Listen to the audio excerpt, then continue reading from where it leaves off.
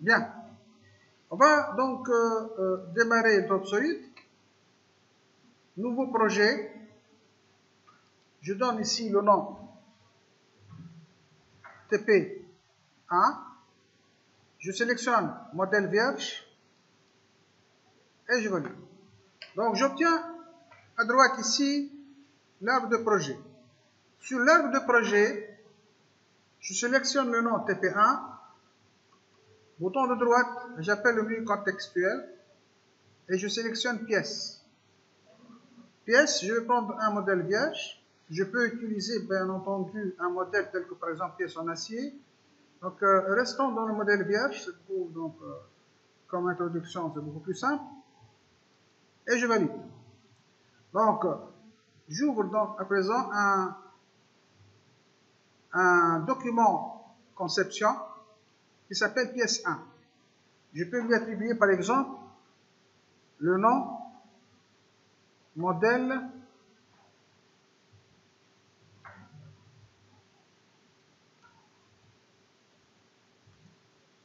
TP1. Voilà.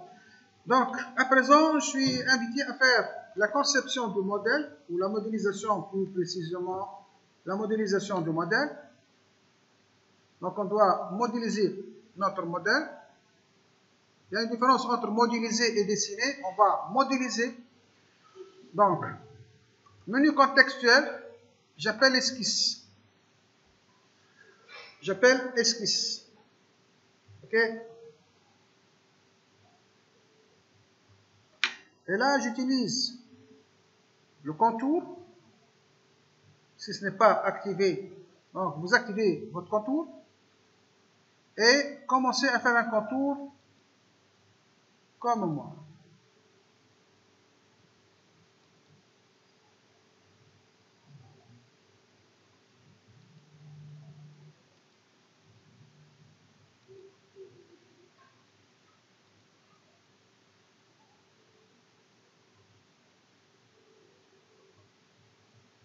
Il y a une partie de ce contour en bleu et une partie avec une autre couleur rose. Ça veut dire que celle qui est en bleu, elle est complètement contrainte et l'autre, on peut la faire bouger encore. D'ailleurs,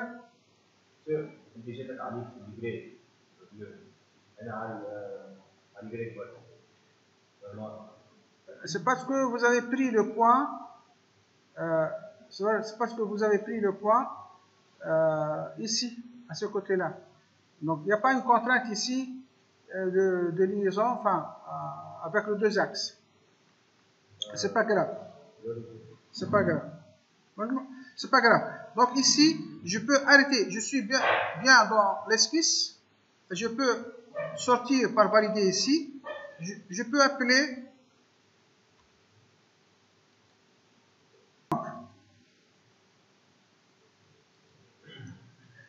Si je reviens ici et que je fais, par exemple, sur ce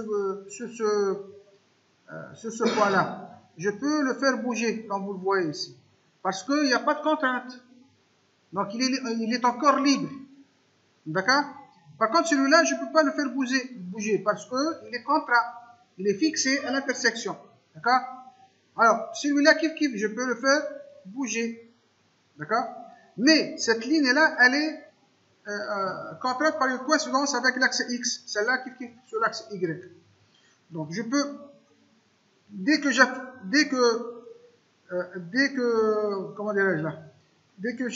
fais contrainte, et que je prends une contrainte ici, une cote, et je donne par exemple une cote de 60. Ok? Cette ligne bascule en bleu, parce que je ne peux plus la faire bouger comme ça. Mais dans ce sens-là, je peux la faire bouger encore. D'accord? Celle-là, on va le faire ici, donc, une autre cote entre celle-là et celle-là. Et je vais faire une cote de 100. Et une cote entre ça et ça. une cote de 60 et une cote entre ça et ça, une cote de 30, de 35, de 35, pas de 350, de 35. Voilà. Donc maintenant, ma forme, elle est complètement contrainte. Il y a, donc, toutes les lignes sont en bleu. Toutes les lignes sont en bleu. Alors, qu'est-ce que je vais faire? Eh bien, tout simplement, je vais faire extruder. Donc, voilà, extruder. Et là, je vais donner une forme d'une longueur de 100 mm. 100 mm, j'accepte.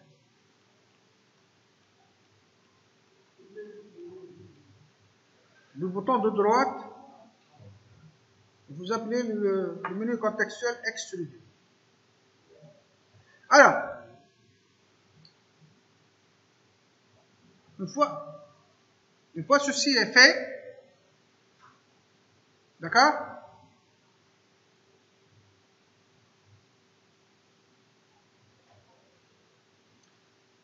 Une fois que ceci est fait,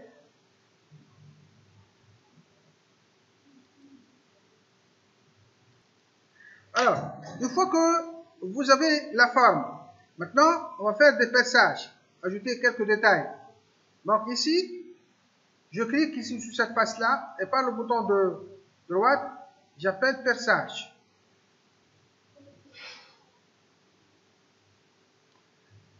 Remarquez que là où j'ai cliqué, c'est là qu'il a choisi le point de perçage. Mais je peux bouger, comme vous le voyez ici. Là où je bouge, le centre peut changer. Tant que je n'ai pas encore quitté la fonction. Quand je me rapproche ici,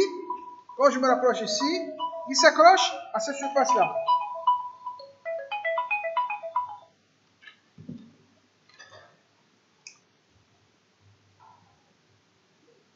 OK? Donc, je peux donner ici une cote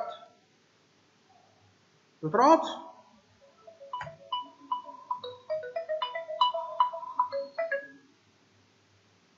Et ici, une cote de 50. Un trou. On va faire un trou débouchant, traversant tout, d'un diamètre de 20.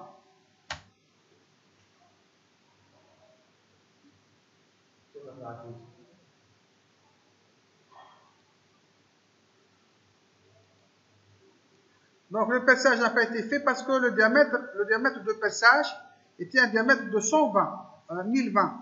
1020, ça n'existe donc on va prendre ici un perçage de 20. Et là, le perçage est fait.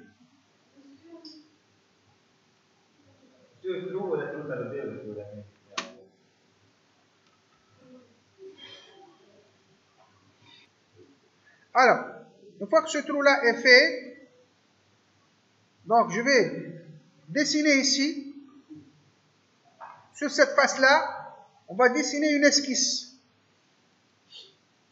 Donc là, sur cette face-là, on va dessiner une esquisse. Donc, l'esquisse va débuter ici. Donc, on va faire quoi exactement? Eh bien, on va faire un rectangle qui va commencer là, qui va se terminer ici. Un rectangle qui va commencer en haut et à gauche, qui va se terminer en bas et à droite. Je vais ajouter des contraintes. Donc, on va dire une contrainte entre ça et ça, d'une distance de 7 mm, et une distance ici de 7 mm aussi.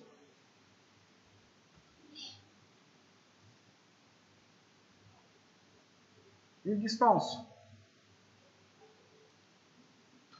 Donc, une fois que j'ai donné ici 7 et 7, il est parfaitement contraint parce que ces cotes-là existent. Si je supprime ces cotes-là,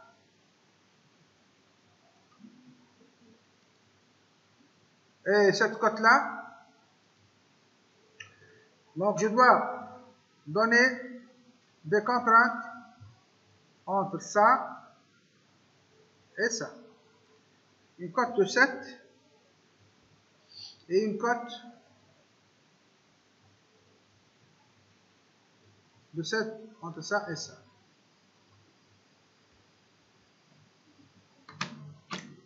Voilà. Je valide mes contraintes et je fais une poche. Une poche d'une profondeur de 10.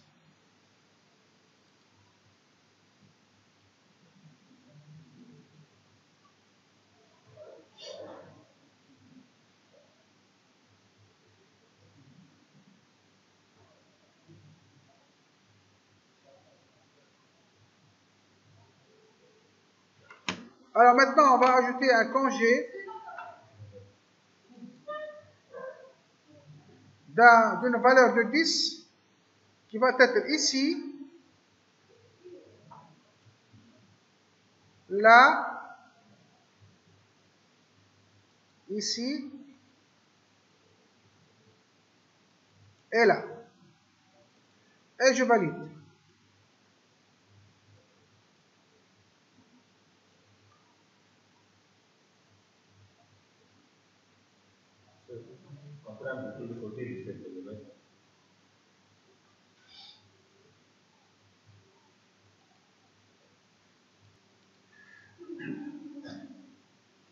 Donc là, on va faire un autre perçage. Plutôt, on va faire donc dans les opérations, on va revenir au perçage. On va revenir au perçage et on va changer le modèle. Donc le modèle ici, on va revenir à un modèle avec un lamage, un trou lamé. Bon, pour le lamage, on va prendre un diamètre de 40 et une profondeur de 10. Et pour le trou, on va garder un trou de 20 et un trou de bouchon sur. On va garder un trou de bouchon et un trou de 20. Juste, on a changé le modèle avec trou avec lamage. Un trou de diamètre 20 et un lamage de diamètre 40 sur une profondeur de 10. Bien. Je vais enregistrer ce travail-là. Tant que je n'ai pas enregistré, comme vous le voyez ici, vous avez le nom suivi d'une étoile. Parce que vous n'avez pas enregistré. Dès que vous enregistrez votre document, l'étoile disparaîtra et ça veut dire que toutes les entités que vous avez, toutes les opérations que vous avez réalisées sont enregistrées. Si vous ajoutez quelque chose de plus, donc on bascule de nouveau à cette étoile-là, à cette fameuse étoile. D'accord? Supposons qu'on va faire un autre type de perçage. Donc je reviens ici sur cette surface-là, sur la surface supérieure, et par le bouton de droite, j'appelle l'esquisse. Alors, dès que je fais cela, donc comme je vais ajouter d'autres opérations, le nom modèle TP1, il est suivi à nouveau de l'étoile. Parce qu'on a ajouté quelque chose. On va ajouter quelque chose. Donc, on va sélectionner point. On va sélectionner point. Et on va placer un point ici. On va placer un point là. On va placer un point ici. Et on va placer un point là. L'essentiel, que ce ne soit pas aligné, les points. Les 4 points ne sont pas alignés. D'accord? Une fois que vous avez placé ceci, vous sortez des 4 points ici. Et vous sélectionnez ces deux-là par le bouton de droite aligné. Vous sélectionnez ces deux-là par le bouton de droite, aligner, et vous sélectionnez ces deux-là.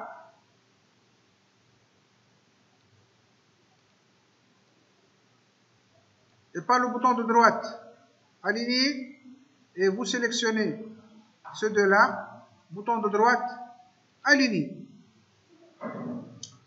Je viens de créer les 4 points qui sont alignés. J'ajoute une cote. Donc, entre ce point-là et cette surface-là, une cote de 10. Et une cote de 10 ici. Une cote de 10 ici. Une cote de 10 ici.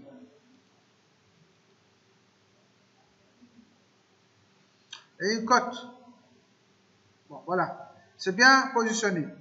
10, 10, 10 ici et 10 là. Voilà. Je valide. J'ai donc 4 points qui sont espacés de 4 coins de 10 mm de part et d'autre.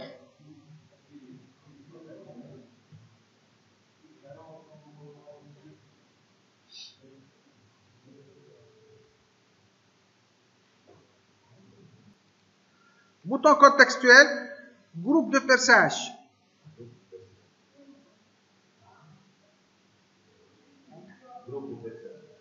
Bouton contextuel, groupe de perçage. Alors, ici, il va prendre les 4 points que vous avez sélectionnés comme centre d'un groupe de perçage. Donc, on va prendre un trou. Les trous, on va sélectionner les trous. C'est des trous lisses. On va prendre le diamètre, un diamètre de 8. Et des trous de bouchons. Traversant tout. Je valide. Traversant tout. Voilà. Je valide, j'obtiens donc les 4 trous là où j'ai placé les points. Bien. J'enregistre à nouveau mon travail. J'enregistre à présent mon travail et je me propose de fabriquer ou de trouver le programme de d'usinage de cette pièce-là. On va créer le programme d'usinage de cette pièce-là. Donc, j'ouvre un nouveau document et cette fois-ci, usinage. Modèle vierge. Ah, voilà. Donc, j'ai un document qui s'appelle usinage. Donc, il vient de se créer ici. Donc, on va l'appeler TP1. C'est-à-dire, on va faire l'usinage de la pièce modélisée dans le TP1. Donc, vous avez un document modèle et un document maintenant pour l'usinage. Alors, dans le document usinage qui est ouvert, et ici, n'oubliez pas que vous avez le document conception qui est là. Donc, je reviens ici dans le document usinage et je vais importer une machine. Donc, l'équipement. Donc, l'équipement. Sélectionner machine.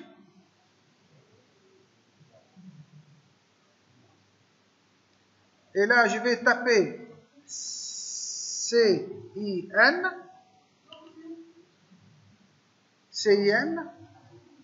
Je reviens ici. Équipement, donc on va sélectionner machine. Donc, sélectionner machine. C'est à côté ici.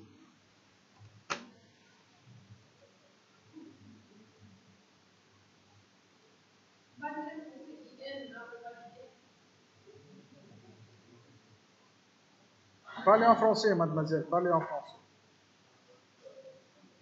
Donc là, on va sélectionner machine. Et dans la sélection, on va taper ici en haut comme filtre SIN. Normalement, vous avez une machine qui s'appelle Sabre 750 Cincinnati. CIN. Cincinnati.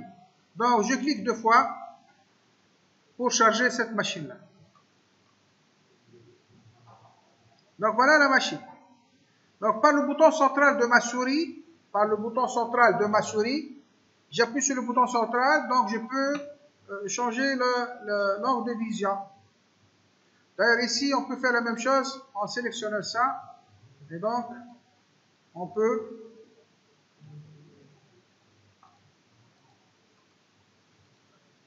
donc par le bouton de droite, je peux déplacer dans l'écran la forme. Et par la souris, par le bouton central, zoom avant et zoom arrière. Donc, ici, vous avez une machine qui est importée. D'accord? On peut, bien entendu, importer notre outillage, tel que, par exemple, Mandra, tel que montage spécial, concevoir un montage réellement sur la machine. Tout cela, on peut le faire sans problème. Bien. Pour les entités, si vous n'avez pas ici entité, vous avez opération usinage. Donc, je peux revenir ici par le bouton de droite, sélectionner entité. Donc, je viens d'ajouter ici l'entité. Donc, si je veux que l'entité soit toujours non repliée, si vous voulez, donc, sur cette punaise-là, j'appuie comme ça et j'aurai toujours l'entité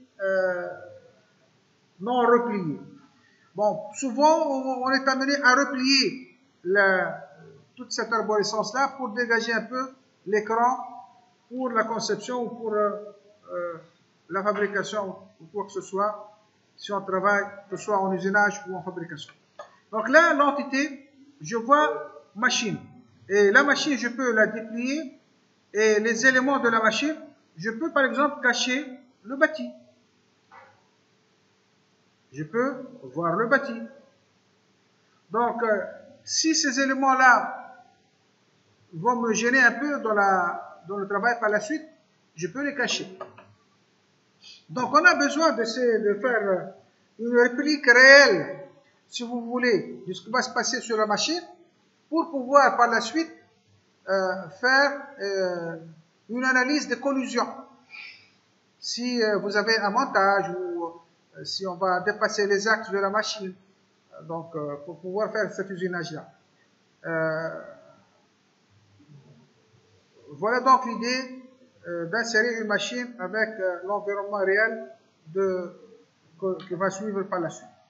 Donc je vais pour l'instant cacher le bâti et garder que la table.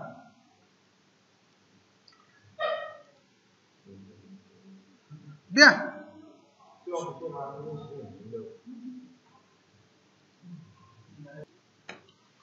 Alors à présent, on va importer notre pièce. Donc TP1, c'est cette pièce-là. Je glisse et je dépose. Je glisse et je dépose. Je glisse et dépose. Donc là, je glisse et je dépose. Immédiatement, donc, vous avez ici le choix du brut. Parce que ce qu'on a importé ici et déposé dans l'écran, dans le document, c'est le modèle fini. Et Top Solid a besoin de connaître le départ, qui est la pièce brute. Donc vous avez ici toute une panoplie de choix, que ce soit vous faites une pièce usurée, vous faites une pièce modélisée, par exemple une pièce de moulage, ou une pièce cylindrique, un cylindre englobant, ou un bloc englobant, comme c'est le cas de notre pièce ici. On va partir d'un bloc de matière. Donc j'accepte ici exact. Et bien, vous obtenez ici la pièce là où vous avez lâché. Vous allez donc une pièce, c'est-à-dire la pièce finie, avec une pièce en transparent qui est le brut que vous avez sélectionné. C'est un brut englobant. Bien. Comme la pièce, elle est là, il faut l'orienter. Nous, maintenant, on va faire l'usinage, mais pas comme ceci. Ça, c'est comme nous l'avons déjà conçu, ou nous l'avons modélisé. Nous, on va placer, par exemple, cette face-là sur le plan de la table. Donc, la première chose à faire pour les contraintes, on va commencer par orienter. Donc, on va sélectionner orientation, orientation ici. Il me demande la direction source. Eh bien, la direction source, ce sera cette direction-là, d'accord, cette flèche-là, que je veux faire coïncider avec l'axe Z.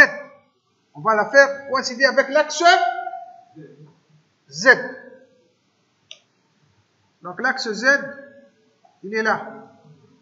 Donc, si je valide, la pièce va basculer pour se positionner tel que je l'ai demandé.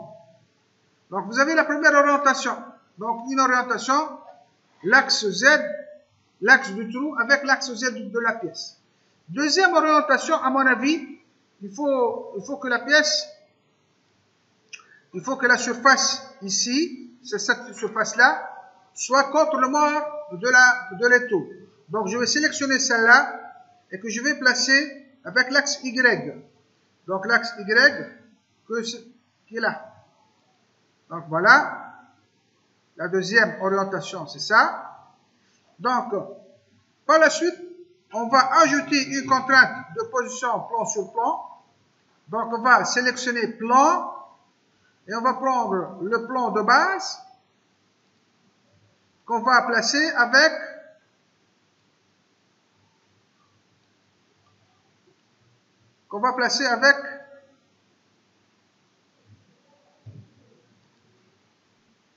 on va dire plan sur plan.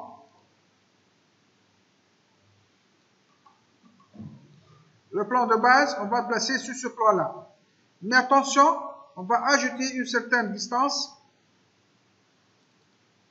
100 mm. C'est-à-dire pas directement 0, mais avec une distance de 100 mm. Donc comme ça, j'aurai la pièce qui est placée sur la table, que je vais d'ailleurs faire bouger un petit peu, ici. Mais toujours 100 mm, c'est 100 mm. Hein. Donc je peux ajouter une contrainte, si vous voulez bien, une contrainte d'orientation plan sur plan.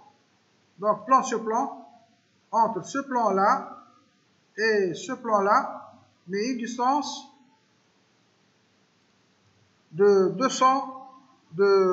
300 plutôt, millimètres, plutôt moins 300.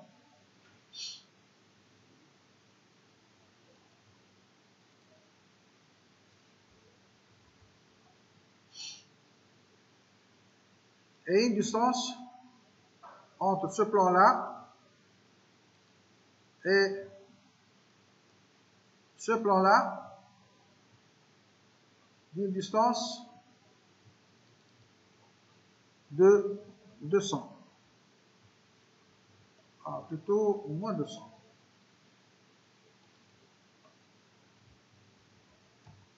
Donc là, je viens de placer la pièce directement au centre de la table. Plus ou moins au centre de la table, elle est bien positionnée. Si j'accepte maintenant, j'aurai mon origine programme qui est placé là.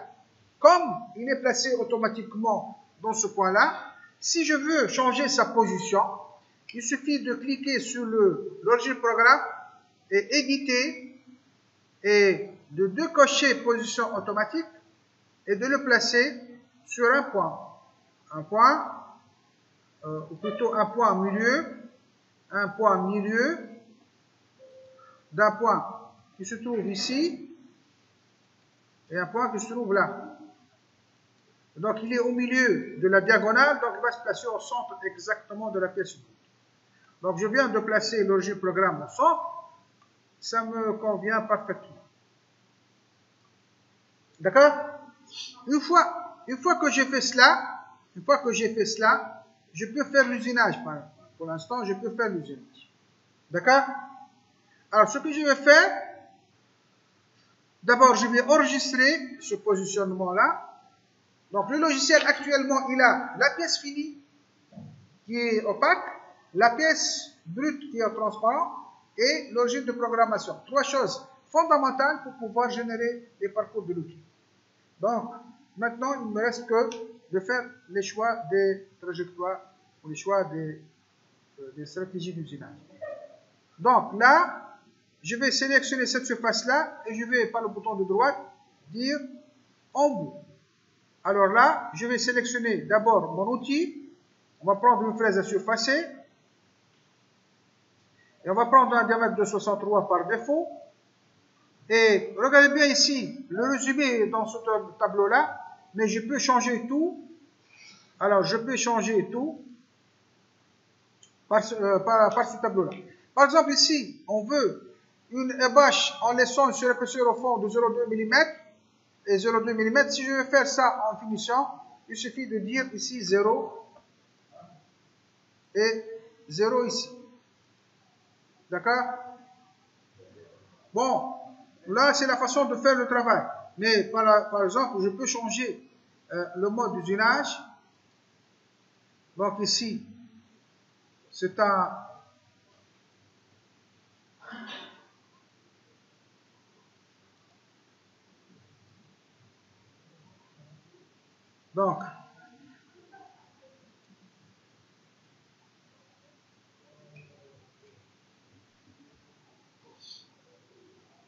Donc ici, on peut travailler par contournage. Et en contournage, on peut faire de va-et-vient. Je peux changer donc tout cela. Et si j'accepte, donc voilà, je vais faire un usinage. Voilà. Si le dépassement est très élevé, je peux changer les paramètres de cet usinage-là. Ben voilà.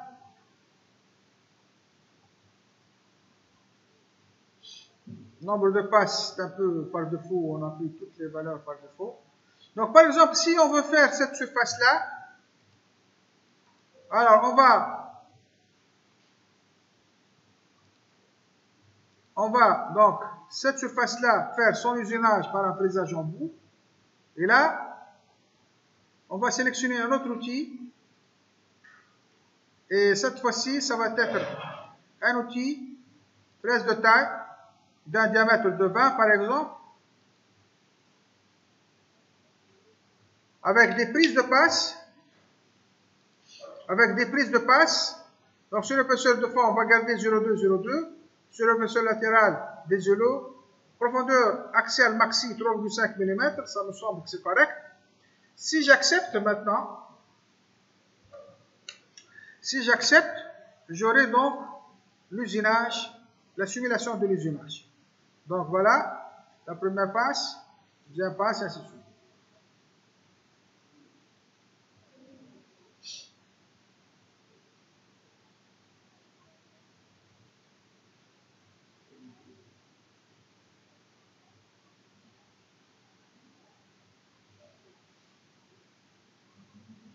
Donc tout ça, c'est les trajectoires de l'outil.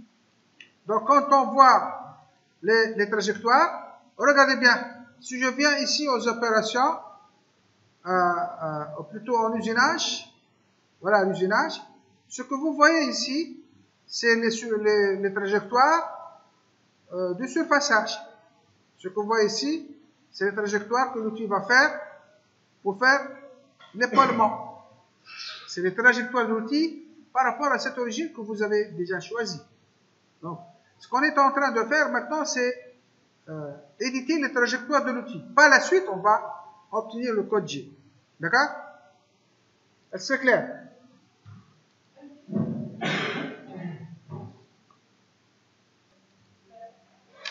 Alors, qu'est-ce qu'on a fait comme on a fait cet usinage-là, et on a fait cet usinage-là, surfaçage. Donc, on va faire cette poche. Donc, on va faire cet usinage en bout. Et donc, on va changer d'outil de diamètre. Bon, même si le diamètre 20 peut faire l'affaire. Hein, le diamètre 20, mais on va changer un peu de diamètre. On va changer le diamètre de l'outil. Donc on va prendre une fraise de taille de diamètre 18 par exemple.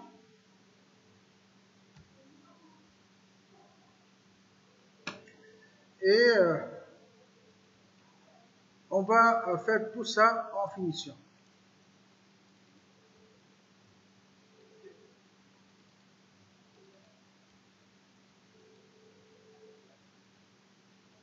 Voilà. Je valide aussitôt donc la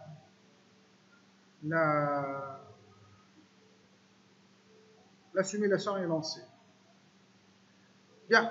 Maintenant, on va faire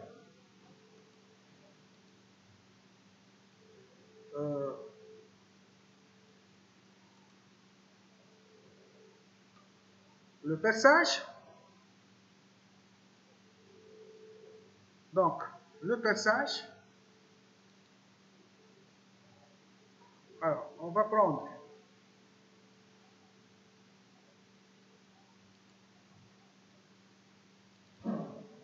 le diamètre du foyer.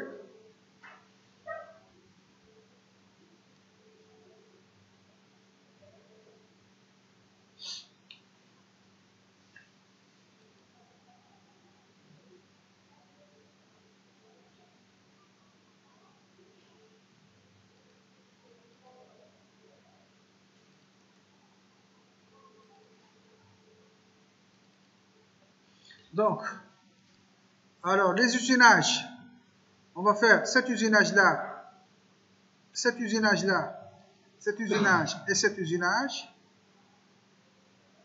Donc, c'est un perçage de diamètre 8. Je pense que c'est un diamètre 8. L'outil est de combien?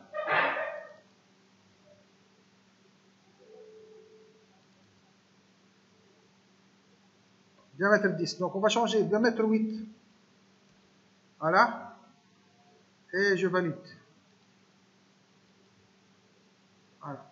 Donc, quand je lance le perçage, la simulation, donc on va faire le premier perçage, le deuxième, le troisième et le quatrième. Donc, on peut faire la même chose pour cette poche-là. Et c'est une poche où, donc on va faire ça par usinage de poche, usinage en bout. Donc, on va sélectionner l'outil. C'est l'outil T1, l'outil T2, l'outil T2. Donc, voilà. C'est le diamètre 20. Donc, on va faire l'usinage de la poche. Voilà. On peut, par la suite, on peut faire un usinage, un perçage. Donc, pour le dernier perçage, je reviens à ce perçage-là, CTRL-C, d'accord? CTRL-C et CTRL-C, CTRL-V. Donc, j'ai ajouté un autre perçage, j'ouvre le deuxième perçage et uniquement ici, je vais supprimer ça. Je vais supprimer ça et le remplacer par une seule qui est ce perçage-là.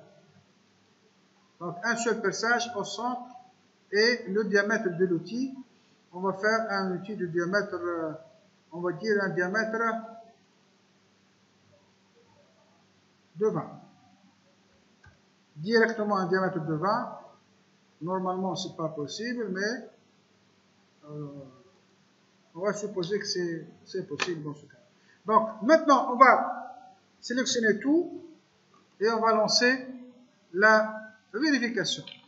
Et dans la vérification, on va voir donc le premier surfaçage.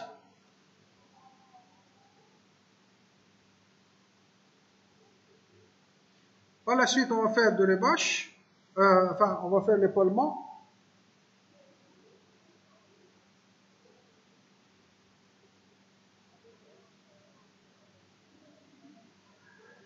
Remarque ici, la façon d'opérer on l'a pris par défaut, mais on peut changer donc par balayage, par exemple. Comme ça, l'outil va travailler en allant et en revenant. Donc ici, le passage. Je crois qu'il y a un point dans le premier passage qui ne va pas. Mais bref, on peut revenir et corriger si c'est possible. Donc on va sortir de la vérification. Donc pour l'instant, notre programme, on va revenir ici à ISO et on va dire mettre à jour.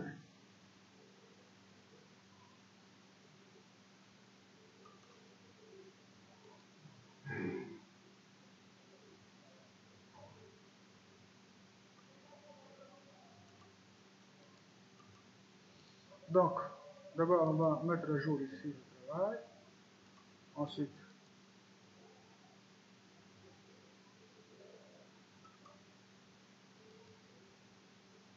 voilà. Donc, tout ça que vous voyez ici, c'est le code G. Le code G de votre programme. Le programme qui va faire l'usinage de cette pièce-là. Donc, on peut sélectionner tout, CTRL-C, CTRL-A, CTRL-C.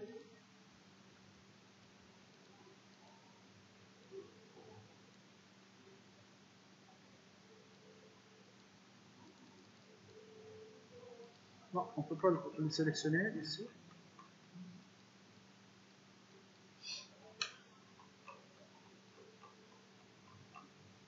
Donc là, c'est le code G qui est dans le post-processeur intégré dans Absolu. Mais si vous avez un post-processeur intégré, enfin un post-processeur, si vous avez un post-processeur, vous pouvez générer le programme via votre post-processeur. Donc gestion de blocs, et là, le post-processeur n'est pas installé, on ne peut pas sélectionner l'armoire, donc le directeur de commande de votre machine, on ne peut pas le sélectionner. Et comme ça, donc je peux recevoir le code G selon le directeur de commande de ma machine et le placer sur la machine, et déclarer l'origine programme et faire le nécessaire. Bon, voilà.